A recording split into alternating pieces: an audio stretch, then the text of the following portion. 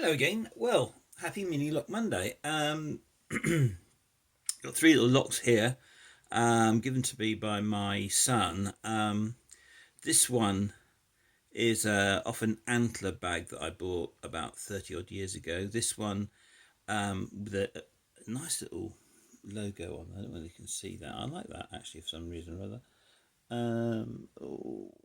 It's got a G with a key.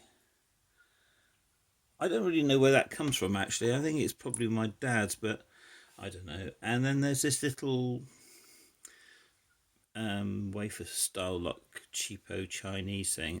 I say cheap Chinese. It was bought in Istanbul. It was part of a, came with a.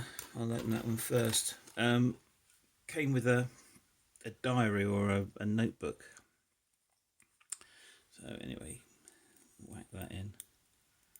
Waggle it about a bit. Is that it? No. Oh, I think that's it. Yeah, that's it.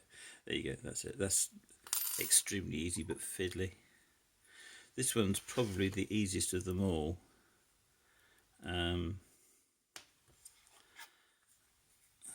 Because there's just one pin to press. It's almost unavoidable. That's that one. And then this one is the most difficult. Because you've actually got to press two pins. That one on.